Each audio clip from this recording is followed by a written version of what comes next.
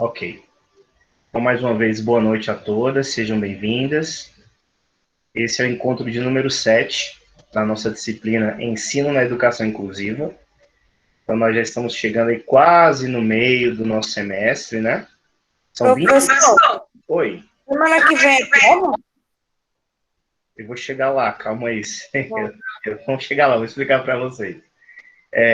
Esse é o 7º encontro, né? Então, nós faremos prova lá para o encontro de número 10. Então, isso quer dizer que a nossa provinha, ela será no dia 5 de outubro. Tá? 5 de outubro será a nossa prova. E isso quer dizer, gente, que nós teremos aí 2 semanas até lá, tá bom? Então, 2 semanas até a nossa prova. E aí eu peço que vocês observem o seguinte. Hoje é o encontro de número 7, 21 de setembro. E aí nós teremos o encontro de número 8, que é no dia 26, que é sábado agora. É um sábado letivo. Nós não estaremos via Google Meet. Serão apenas as atividades na plataforma. Mas é necessário lançar essa atividade para que nós completemos os 20 encontros do semestre. Tá? Então, hoje é o encontro 7. Sábado agora é o encontro 8, dia 26. Só que eu vou liberar essa aula mais cedo. Até amanhã eu vou liberar para que vocês tenham mais tempo, tá? Então, eu libero amanhã a aula de sábado. E aí vocês terão tempo até a outra semana para responder os exercícios. Nós teremos também o encontro de número 9, que será no dia 28 de setembro. E aí nós teremos a prova que acontecerá no dia 5 de outubro. Então, são 2 aulas, né? São 2 encontros. Além desse, né? São mais 2 encontros para a nossa prova que acontecerá no dia 5 de outubro. E aí serão, gente, naqueles mesmos moldes do primeiro semestre. Vocês acessarão a plataforma num dia específico na plataforma, né? Vocês acessarão a prova, farão a prova naquele tempo de 3 horas, mais ou menos, então vocês vão começar a fazer umas 19 horas e a prova será encerrada às 22, assim. Então vai ser bem tranquilo, serão apenas 10 questões, e 10 questões objetivas acerca do que nós estamos discutindo aqui, dos conteúdos, dos assuntos que nós temos visto ao longo aí dessas semanas. Uma coisa importante que vocês precisam ter em mente é o seguinte: nós não teremos, basicamente, uma aula de revisão de todos os conteúdos, tá? Porque na nossa última aula, que é na aula do dia 28 de setembro, nós ainda teremos conteúdo a tratar. Nós teremos um conteúdo sobre o currículo na educação especial. Então, além do conteúdo de hoje, que é sobre a LDB, né, nós teremos uma aula agora no sábado, e aí o conteúdo do sábado, ele é conectado com o conteúdo de hoje. Então, não é um conteúdo novo. Então, vou trabalhar com vocês uma matéria que terá a ver com o conteúdo de hoje. Então, temos o conteúdo de hoje e o conteúdo do dia 28, que é sobre currículo na educação especial. Então, apenas mais 2 conteúdos, o de hoje e o do dia 28, para que a gente feche, né, todos os conteúdos e todos os assuntos para a nossa prova. E aí eu digo a vocês o seguinte, né, nós não teremos a aula de revisão e tudo mais, porque nessa aula aqui será conteúdo novo, mas nós temos todas as aulas gravadas, né? Então, acredito que vocês podem recorrer a essas aulas, aos conteúdos, né? E fazerem essa revisão por vocês mesmos, visitando a plataforma com as aulas que estão gravadas, tá? Na aula do dia 28, que é a última aula, né, antes da nossa prova, apesar de não termos aula de revisão, eu vou fazer alguns apontamentos para que vocês prestem atenção num tema ou em outro, né? E, de alguma maneira, direcionar aí o estudo e a atenção de vocês para essa prova, tá bom? Eu espero que todos tenham entendido, espero que esteja bem claro para vocês.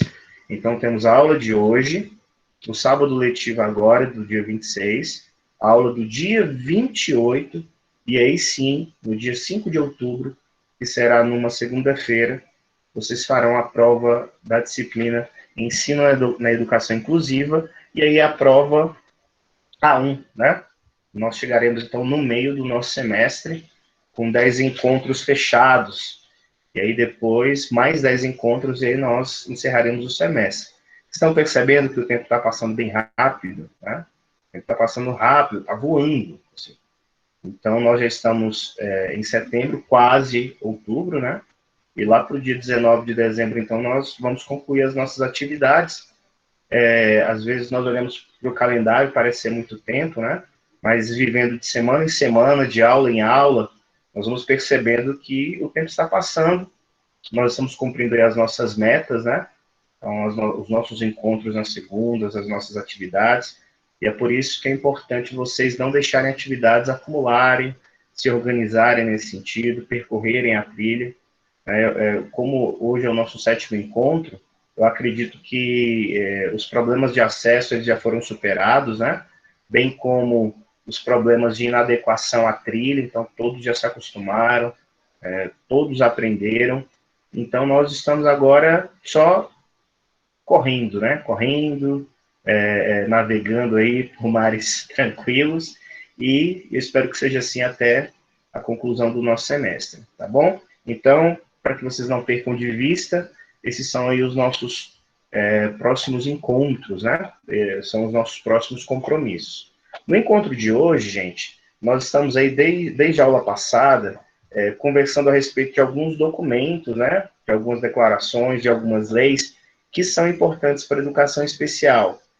E aí eu me lembro que no encontro passado nós conversamos sobre um documento específico muito relevante, que foi a Declaração de Salamanca, né, uma declaração formada por mais de 800 mil, mais de 80, mais de 180 representantes de várias nações do mundo, né, que participaram de uma conferência na cidade de Salamanca, na Espanha, em 1994. E esse encontro, então, deu origem a essa declaração, e essa declaração nada mais é, gente, do que um acordo, né? Um acordo entre nações, um acordo entre líderes de diversos países, e um acordo para a operacionalização da educação especial nos países, né? Nos países membros da ONU. E aí, eu me lembro que nós conversamos muito a respeito do desenvolvimento da educação especial, e aí eu me lembro que nós chegamos, então, na década de 90, né, conversando aí a respeito dessa mudança de paradigma na educação especial, saindo de uma visão de integração para uma visão efetivamente de inclusão, e a Declaração de Salamanca ela foi muito importante nesse sentido, porque até então havia boa vontade por parte dos governos, né, por parte dos movimentos sociais, mas não havia necessariamente uma organização da educação especial a nível formal. Então, a educação especial seria compromisso de quem? Seria dever de quem? Como é que essa educação se organizaria nesses países? Então, a Declaração de Salamanca ela foi muito importante nesse sentido. Ela deu diretrizes, ela deu rumo, né? Ela deu algumas dicas de como os países poderiam, então, organizar os seus sistemas de ensino de tal maneira que desse também um espaço de importância para a educação especial. E aí nós chegamos no encontro de hoje para conversar agora sobre um documento a nível nacional. E esse é um documento que foi influenciado também pela Declaração de Salamanca, né? Trouxe toda aquela aura de educação inclusiva, de uma educação que fosse verdadeiramente efetiva para as pessoas ou para os alunos que tinham necessidades educacionais especiais, que elas pudessem ser incluídas nas escolas regulares. Então, esse espírito, essas ideias, né, essa boa vontade da declaração, ela, de alguma maneira, influencia os nossos legisladores, né, aqueles que discutiram a Lei de Diretrizes e Bases da Educação Nacional de 1996. É uma lei que já vinha sendo discutida aí há pelo menos uns 11 anos, né, e aí, então, ela é sacramentada, ela é aprovada em 1996, e aí ela tem um número, né, muito específico, Lei número 9394, de 1996, é a lei que organiza todo o nosso sistema de ensino, não só a educação especial, e é uma lei também que alguns chamam, né, carinhosamente, de Lei Darcy Ribeiro, em homenagem ao grande pensador Darcy, que foi antropólogo, foi político, foi educador, foi um dos grandes pensadores aí da sociedade brasileira, né? E a LDB, essa nova LDB de 96, ela traz, então, o apelido do Darcy, e ela traz, além dessa homenagem, né, todo um desejo de que o sistema educacional brasileiro, gente, ele fosse moralizado, né, ele fosse modernizado, e ele fosse organizado numa perspectiva onde tudo aquilo que a Constituição de 88 preconizou pudesse ser, então, ratificado, pudesse ser consagrado nessa Lei de Diretrizes e Bases da Educação. Então, nós chegamos ali em 1996, ainda com muitas discussões, né, em torno da LDB, em torno de como a educação brasileira ela deveria se organizar, como é que seriam os níveis, como seriam as etapas, como seriam as modalidades de ensino, como é que o Fundeb, né, se organizaria. No primeiro momento foi chamado de Fundef, depois ele foi chamado de Fundeb, que é o fundo, né, que mantém a educação básica no Brasil, e dentre vários outros mecanismos. Então, o sistema educacional brasileiro ele passa a ter uma nova cara, uma nova feição, né, ele passa a ser um sistema mais integrado e interdependente. Eu acredito que vocês trabalharam a disciplina Organização da Educação Brasileira comigo, né, no semestre passado. Então, nós estudamos isso, estudamos um pouquinho dessa estrutura do ensino brasileiro, né, que é dividida aí em 2 níveis, né? Então, temos a educação básica de um lado e a educação superior de outro. Além desses 2 níveis, nós temos também as etapas, né? Então, aquelas etapas que dizem respeito à educação especial, aos anos iniciais do ensino fundamental, aos anos finais do ensino fundamental, ensino médio, isso é educação básica. Passando para a educação superior, temos a graduação, a pós-graduação, que também se divide em 2, né? Aquela pós-graduação mais lato sensu, voltada para a formação das especializações, e uma pós-graduação stricto sensu, voltada para o mestrado e para o doutorado. Então, a educação brasileira se organiza nesse sentido, em níveis, etapas, mas também ela se organiza em modalidades. E o que seriam, ou o que são as modalidades que a LDB ela preconiza? Então, basicamente, gente, as modalidades são manifestações de educação ou atendimentos educacionais voltados para determinadas populações e para determinados grupos sociais no Brasil. A educação especial, ela está situada dentro dessa lista de modalidades de ensino, juntamente com EAD, educação à distância, juntamente com a educação escolar quilombola, a educação escolar indígena, a educação para jovens e adultos, né? E, dentre essas expressões todas, nós temos a educação especial. Então, o que uma modalidade de ensino, ela busca no final das contas, né? Ela busca prestar, gente, um serviço educacional que, historicamente, foi tirado de determinadas populações. Então, como nós aqui já estudamos a história, né, do ensino especial, a história da educação especial no Brasil, o que nós percebíamos nas décadas passadas? É que esse serviço, que esse cuidado com a educação especial estava nas mãos de quem? Das instituições filantrópicas, das instituições religiosas, da iniciativa privada. Então, o Estado ele não se preocupava da maneira que deveria se preocupar com os assuntos que diziam respeito à educação especial. Tá? Então, quando você tem um desenho da modalidade, o que o Estado ele sinaliza para a população? Ele sinaliza que, primeiro, ele vai ser o responsável, tá? Porque tanto a Constituição de 88 quanto a LDB de 96 deixa isso muito consagrado e muito claro. De quem é o dever de ofertar educação de qualidade para a população? É o poder público, é o Estado. Então, dentro dessa caixinha de responsabilidades, existem as modalidades, que seriam aí os atendimentos educacionais para determinadas populações que, historicamente, sempre ficaram fora da escola. Né? Então, aqui alguns exemplos. A questão dos jovens e dos adultos que não frequentavam a escola no tempo regular. O que acontecia com essas pessoas? Num passado não tão distante. essas pessoas simplesmente ficavam de fora do fluxo escolar, não eram alfabetizadas, não passavam pela experiência de escolarização e, consequentemente, ficavam de fora das benesses que a educação escolar ela trazia.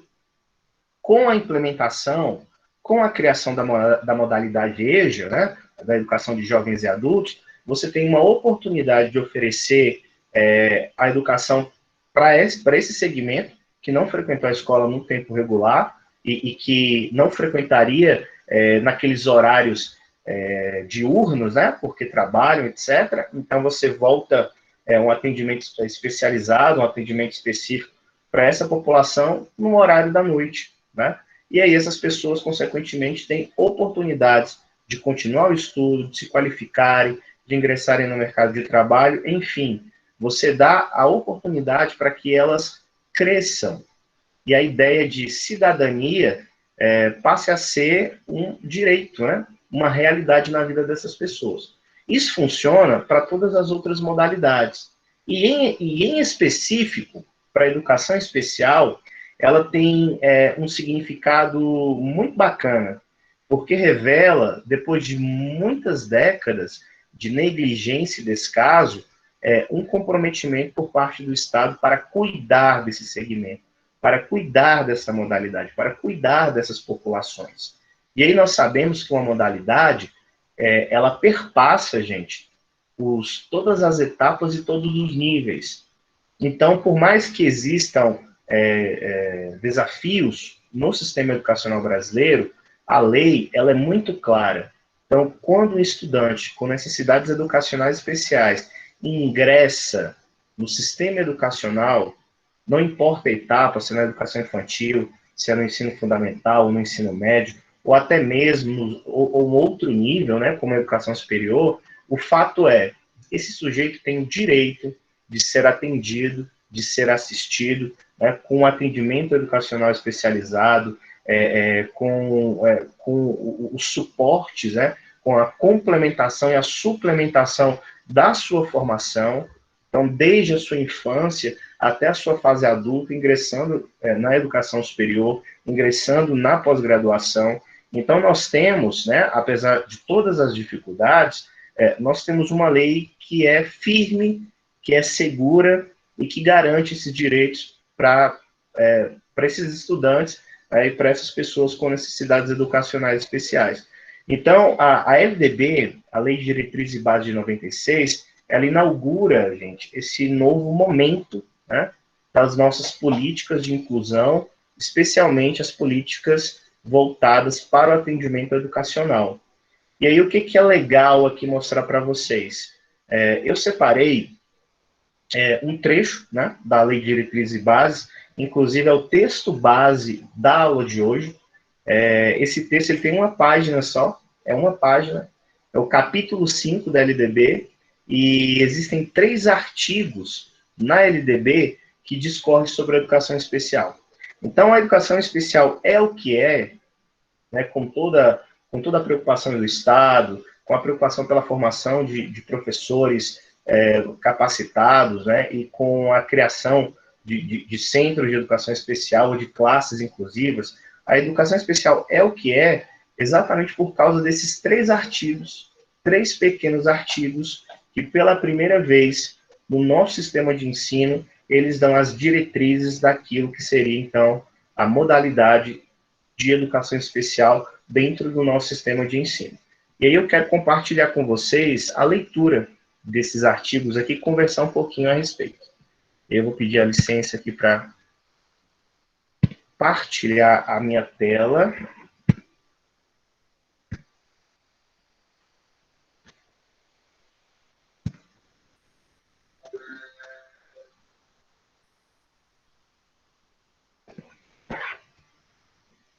Vamos dar uma voltinha aqui na nossa aula de hoje, tá? Vou entrar aqui no ambiente virtual de aprendizagem, na aula 7, Documentos Nacionais da Educação Especial, LDB de 1996. Quando vocês acessarem a aula de hoje, gente, vocês terão aqui, ó, disponível o texto base, acessem ele, é apenas uma paginazinha, que nada mais é do que o capítulo 5 da Lei 9394/96, e traz, gente, apenas 3 artigos, que são artigos centrais, para que nós entendamos o que é a modalidade de educação especial no Brasil. Então, olha só, quais são os artigos, professor, que organizam a educação especial como modalidade de ensino na LDB? É o artigo 58, o artigo 59 e o artigo 60. Então, eu quero ler com vocês aqui e, de alguma maneira, dar algumas explicações e alguns direcionamentos a respeito disso, tá? Então, olha só o que diz aí o artigo 26, o artigo 58. Acompanhem comigo. Entende-se por educação especial, para os efeitos desta lei, a modalidade de educação escolar oferecida preferencialmente na rede regular de ensino para educandos portadores de necessidades educacionais especiais. E aí nós temos aí 3 incisos nesse artigo. O primeiro diz assim: haverá, quando necessário, serviços de apoio especializado na escola regular para atender às peculiaridades da clientela de educação especial.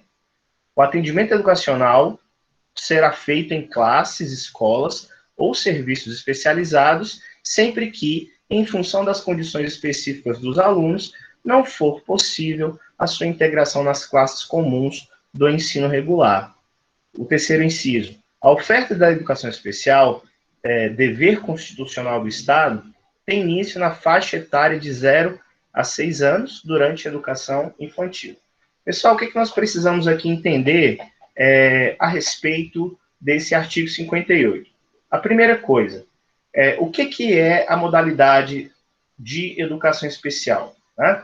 Primeiro, é um segmento, ou é um serviço de educação criado para atender uma parcela da população que historicamente ficou de fora desse serviço, né, por parte do Estado. Segundo, quem tem direito ao ensino especial? Quem é o público que a educação especial deve atender? Então, o artigo ele diz que são os portadores de necessidades especiais ou de necessidades educacionais especiais. Só que esse texto ele é aperfeiçoado ao longo do tempo, tá? Então, quem são aí as pessoas, ou quem é o público que a educação especial atende? Primeiro, as pessoas com deficiência. E quando eu falo as pessoas com deficiência, quem são elas? Deficientes físicos, deficientes auditivos, deficientes visuais, né? Deficientes que apresentam múltiplas debilidades, né? Ou seja, podem apresentar mais de uma deficiência. Além das pessoas com deficiência, nós temos também os chamados transtornos globais do desenvolvimento. Dentro dos transtornos globais, que são mais conhecidos pelas siglas TGD, nós temos os alunos com espectro autista, né? São aqueles alunos considerados autistas. E além desses, nós temos também os alunos com altas habilidades ou com superdotação. Então, a educação especial, gente, é voltada para esse público. Professor, dentro desse público aí, entram aqueles alunos que apresentam dislexia, descalculia, né? Algumas síndromes específicas. Não entram. Isso aí são alunos que apresentam dificuldades de aprendizagem, né? E essas dificuldades, elas são mais específicas, mas a educação especial, como modalidade, gente, ela atende exatamente aqueles alunos que precisam de uma complementação ou uma suplementação diante da deficiência ou da necessidade que apresenta, né?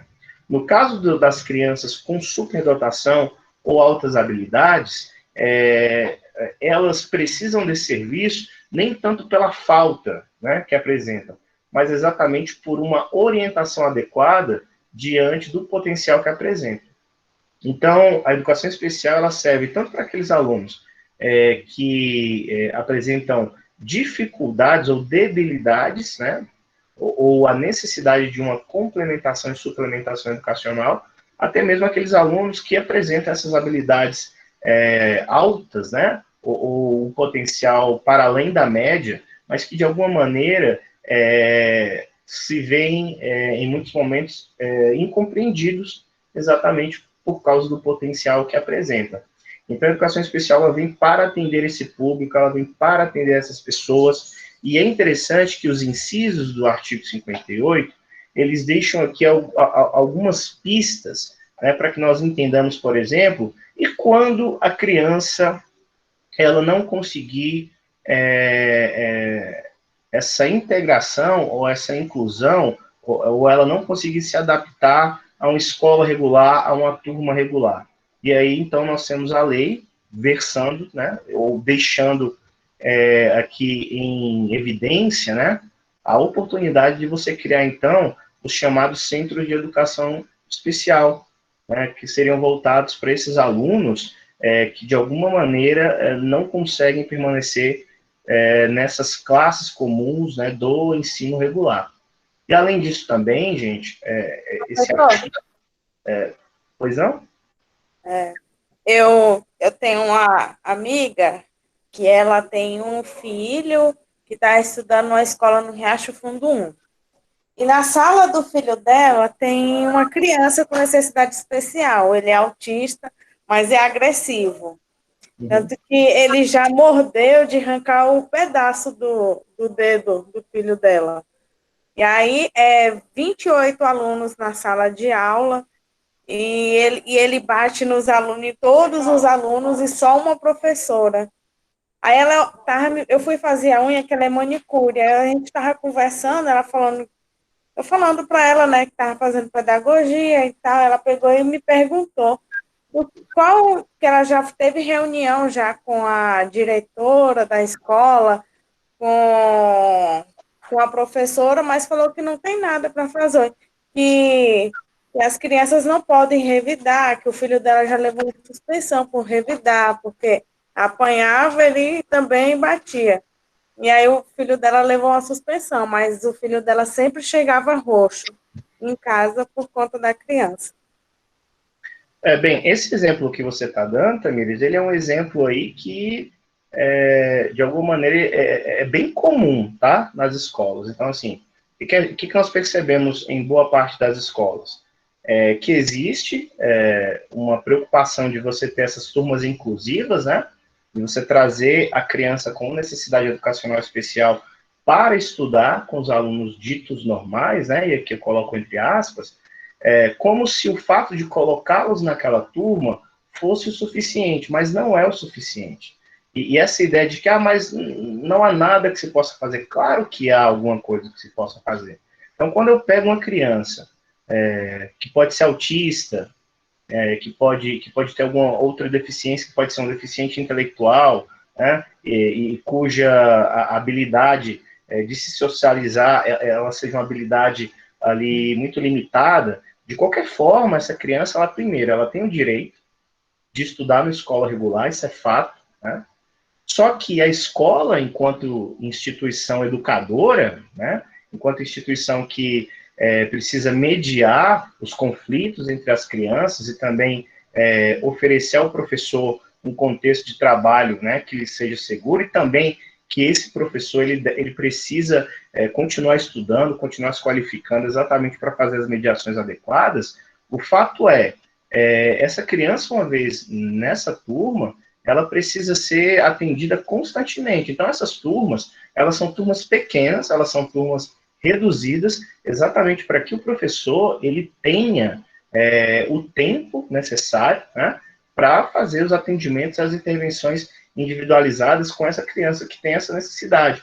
Outra coisa, qual é o objetivo de colocar uma criança com necessidade educacional especial numa turma regular?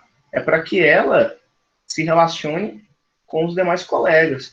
E esse relacionamento, dependendo do tipo de deficiência, vai ser um relacionamento inicialmente conflituoso.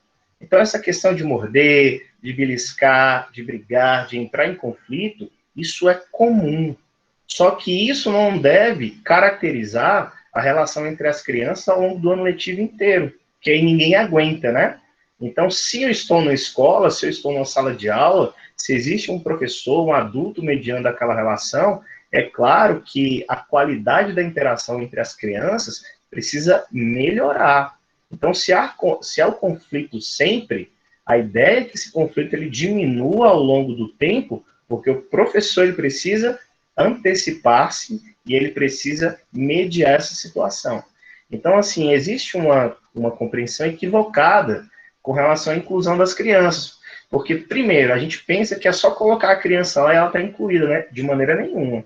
O trabalho de educação, o trabalho de formação, né, de aperfeiçoamento dessa criança, é um trabalho que requer muita atenção, é um trabalho árduo, e é por isso que nós falamos aqui muito de que o professor que trabalha com ensino inclusivo precisa ser um professor preparado, um professor que continue estudando, porque não é para qualquer um. Então, assim, por mais que essa criança ela esteja numa turma regular, o professor precisa ter um olhar particular para aquela criança, o professor precisa pensar suas atividades de tal maneira que aquela criança verdadeiramente esteja incluída nas atividades, vendo os mesmos conteúdos, por mais que ela ainda apresente as limitações, mas que esses conteúdos sejam adequados, né, à necessidade dessa criança, mas não tirando a criança do processo pelo qual a turma está passando de aprendizagem. E esse processo tem a ver também com uma boa relação, com a relação de amadurecimento, com a relação de respeito, e passando da educação infantil pelos anos iniciais, pelos anos finais do ensino fundamental até o ensino médio. Então, assim, eu tive experiência no meu trabalho com o terceiro ano do ensino fundamental, por exemplo, com duas crianças que eram deficientes intelectuais. E essas crianças, eles se mordiam mesmo, se mordiam, arrancavam um pedaço do outro, entende?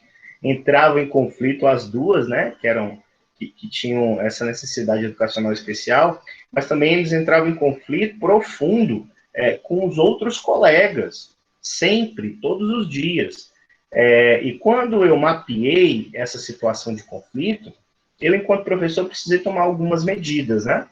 Então, por exemplo, quando nós íamos dividir os grupinhos da turma para os trabalhos em grupo ou para os trabalhos em duplas, né?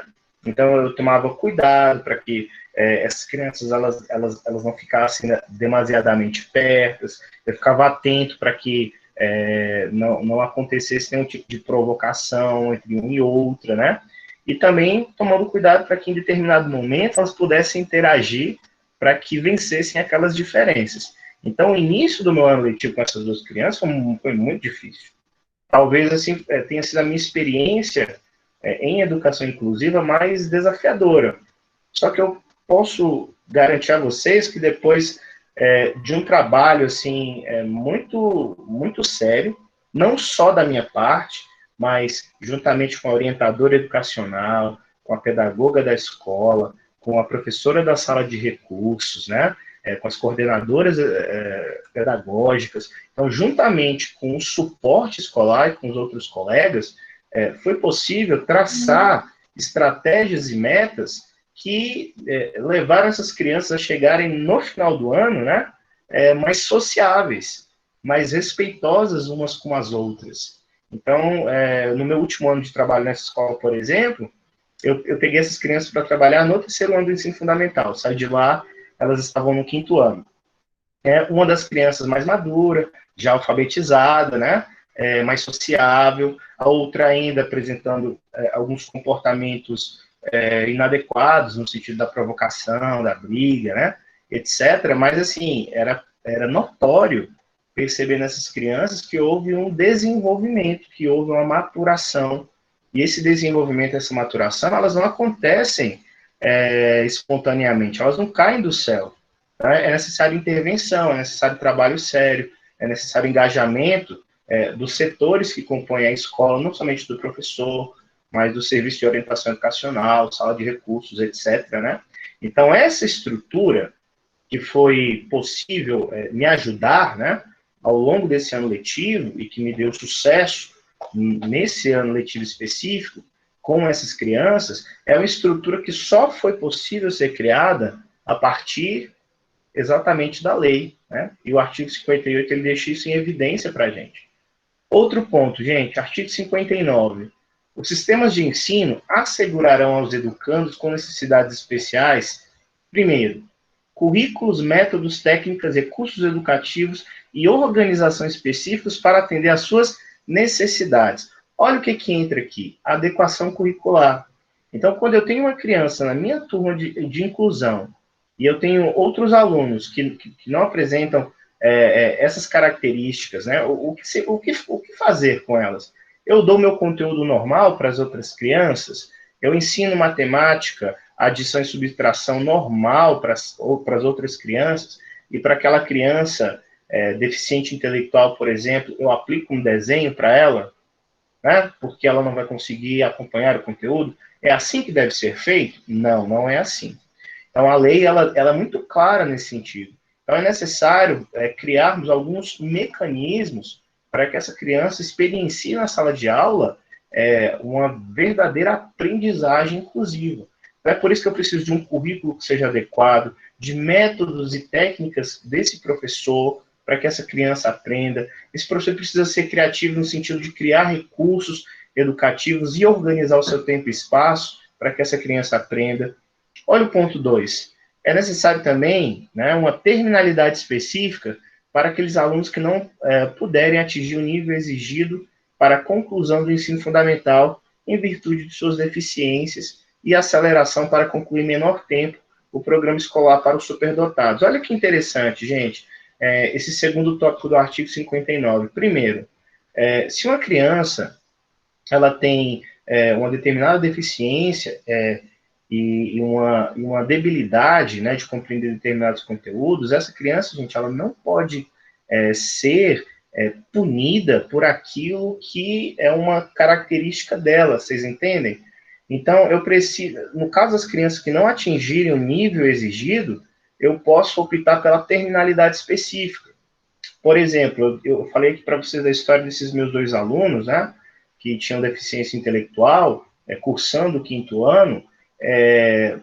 Uma das crianças, ela se desenvolveu melhor, ela foi alfabetizada, ela conseguiu vencer melhor as suas dificuldades, só que a outra criança, além da deficiência intelectual, ela tinha outros desafios, né? Ela tinha outras lesões, e isso fazia com que as dificuldades dela fossem muito maiores.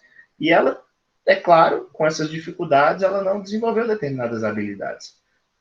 Só que era uma criança já madura, em certo sentido, e que deveria continuar a sua vida escolar.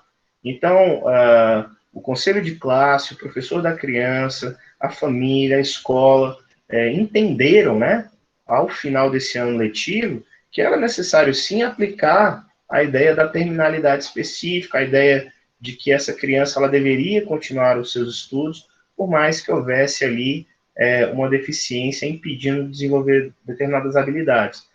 E o contrário também é verdade. Existem algumas crianças, gente, como os superdotados, as crianças com altas habilidades, que precisam de um tempo menor. Então, assim, aquele conteúdo regular, elas tiram de letra, né? Então, o que se faz com essas crianças? Vamos deixá-las ali sendo torturadas diante de conteúdos que elas já dominam? Não, é necessário, como a própria lei deixa aqui em evidência, né, uma espécie de aceleração para essa criança, tá? Ponto 3. Nós precisamos de professores com especialização adequada em nível médio ou superior. Lembrando, gente, que esse é um texto de 96, mas que foi aperfeiçoado, tá? Então, hoje, para que você atue como professor de educação básica, você precisa de ensino superior, tá? Principalmente com alunos aí com necessidades educacionais especiais. Ponto 4. Educação especial para o trabalho, visando a sua efetiva integração na vida em sociedade, inclusive condições adequadas para para os que não revelarem capacidade de inserção no trabalho competitivo, mediante articulação com os órgãos oficiais afins, bem como para aqueles que apresentam uma habilidade superior nas áreas artística, intelectual, psicomotora. Então, olha só, a educação especial, ela também precisa ter esse cunho social, né? Esse cunho de formação de uma vida para além dos muros da escola. Então, o que se pretende quando se trabalha com educação especial? Não importa se são crianças, adolescentes ou jovens.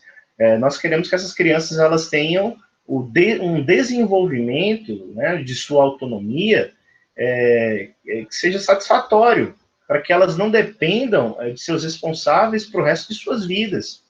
Então, desde questões muito elementares, como amarrar o cadastro, como colocar o próprio alimento, como se alimentar sozinha, como colocar a própria roupa, né, ou se expressarem diante de uma necessidade que tem, até mesmo desenvolvendo habilidades mais complexas para atuarem no mercado de trabalho, para trabalharem, para serem donos de suas vidas. Então, nesse sentido, a LDB, principalmente nesse aspecto aqui de número 3, ela é muito vanguardista, né? Ela propõe que a criança ela também não passe a vida inteira dentro da escola. O que se pretende com a escola?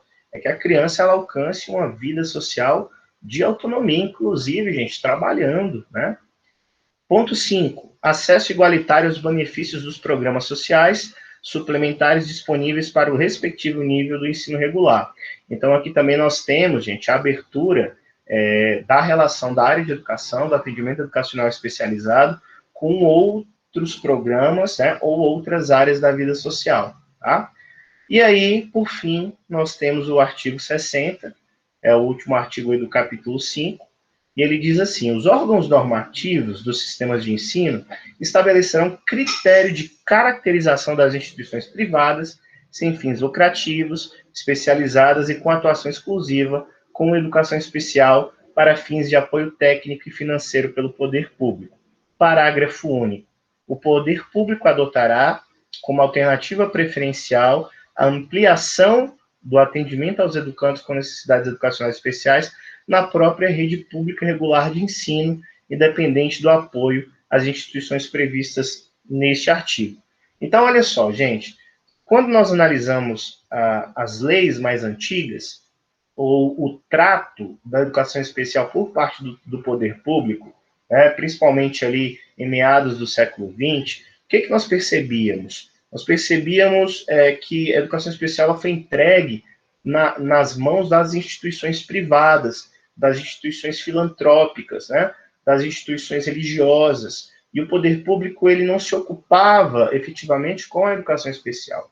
Então, com a LDB de 96, estes órgãos ou estas instituições, elas não são eliminadas, elas são relevantes, elas são essenciais até, né? Só que quem as rege, quem as normatiza, né? Quem pode fazer parceria com elas, inclusive?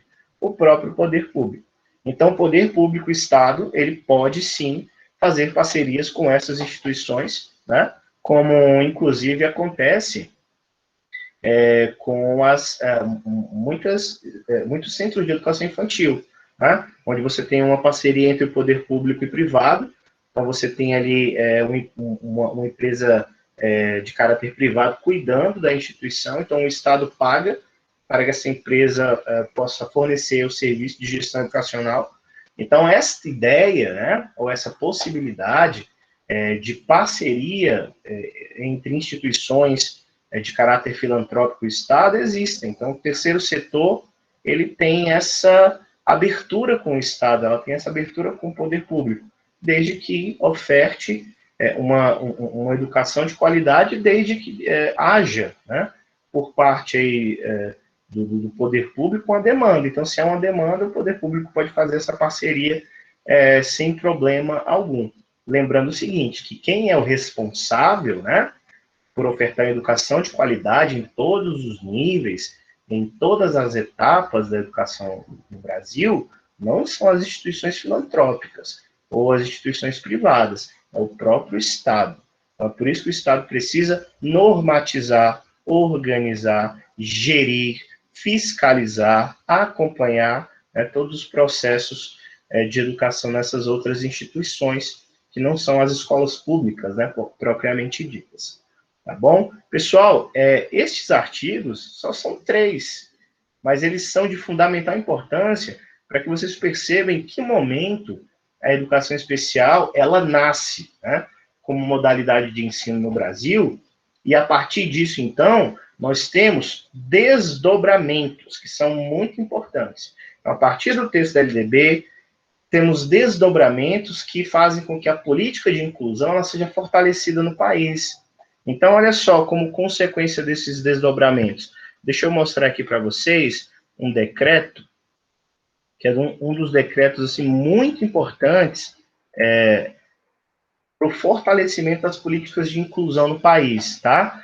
Existe um decreto, gente, ele é um decreto de 2011, é o decreto número 7.611, é um decreto presidencial, que foi colocado aí pela presidente Dilma, e esse decreto ele é muito importante, porque é ele que dispõe sobre a educação especial e o atendimento educacional especializado. Até então, o que nós tínhamos nas escolas, gente? Nós tínhamos a lei que garantia o acesso dos alunos com necessidades educacionais especiais à escola, né? E o professor trabalhando juntamente com esses alunos, só que nós não tínhamos um atendimento educacional especializado, nós não tínhamos o professor da sala de recursos, o pedagogo específico, ou um atendimento que fosse em horário oposto ao da aula regular, um atendimento que pudesse complementar e suplementar, inclusive, as aulas que essa criança recebia. Então, com esse decreto, estes serviços, eles são criados no contexto da escola pública. Então, se nós pegamos aqui a Secretaria de Educação do DF como exemplo, vocês vão perceber isso. Então, além do professor, numa turma de inclusão, tá? O que eu tenho na escola de suporte para essas crianças com necessidades educacionais especiais? Eu tenho uma sala de recursos, gente. Eu tenho um professor da sala de recursos que vai atender essa criança num horário oposto, que vai fazer intervenções específicas com essa criança. Além disso, eu tenho uma equipe que pode olhar para essa criança e dar um suporte adequado a ela, como serviço de orientação educacional, como pedagogo dessa escola, né? Então, eu tenho uma escola que começa a ser organizada numa perspectiva de atendimento especializado, porque isso brota a partir da LDB de 96, passa também pelo decreto presidencial 7611 de 2011, e esses aqui são exemplos de muitos outros documentos que compõem o que nós chamamos de Política Nacional de Inclusão e que são profundamente necessários para que a educação especial no Brasil ela continue a andar, apesar das dificuldades e apesar aí dos seus desafios. Muito bem. Então, eu vou voltar aqui para nosso bate-papo, vou parar a apresentação. Ok. E aí, gente, o que eu peço que vocês façam, tá? Com relação às atividades da aula de hoje. Existem duas atividades, né? A primeira atividade é um fórum de discussão, onde eu peço para que vocês coloquem para mim lá qual é a importância da LDB para a garantia da educação especial no Brasil. Então, depois dessa explicação aqui que eu dei, depois da leitura desses artigos, tá? Eu quero que você pense um pouquinho e coloque no fórum. Então, para você, como a LDB ela conseguiu contribuir com a efetivação, com o fortalecimento da educação especial no Brasil? Aí você vai colocar a sua opinião no fórum de discussões.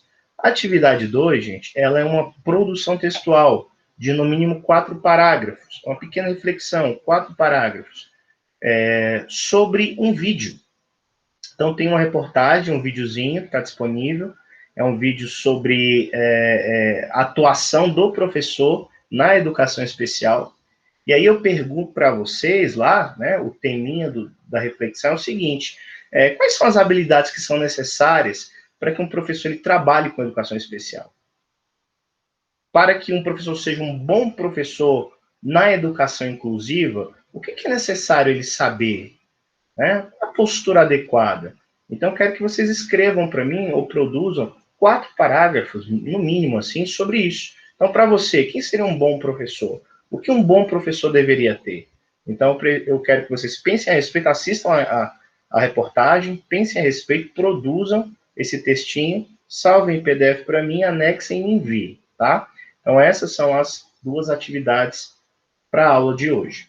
Lembrando que até amanhã eu vou disponibilizar as atividades do sábado letivo, que é do dia 26. Nós não teremos aula no sábado, tá? Mas nós teremos atividades que serão atividades complementares para que nós tenhamos os 20 encontros do semestre. Então, até amanhã eu libero essa trilha do dia 26, e aí vocês terão até o domingo da outra semana, tá? Para responderem a essa atividade. Tudo bem? Sobre o conteúdo, sobre as atividades que devem ser feitas, alguma dúvida, algum questionamento, alguma consideração, fiquem à vontade. A Chayane colocou assim, professor, a Amanda está vendo a aula comigo aqui. Tudo bem, tranquilo. Mais alguém, mais alguma coisa? Tudo certo, então? Então, se está tudo certo, se está tudo tranquilo, tudo compreendido e claro, eu vou dar boa noite para vocês e pedir para que vocês deem uma olhada, né? Lá na nossa trilha de aprendizagem e percorram a nossa trilha, então. Tá bom? Obrigado aí pela paciência, pela atenção de vocês, e vamos adiante. E aí, mais uma vez, eu lembro a todos, tá?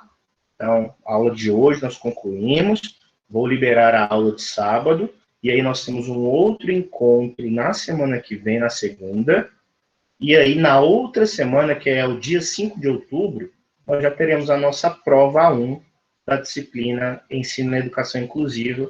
E aí o que vai cair? Todos esses conteúdos que nós estamos estudando, que nós estamos vendo aqui. A ideia é que para cada aulinha nós tenhamos uma perguntinha, né? Uma questão, já que são praticamente 10 aulas até a prova.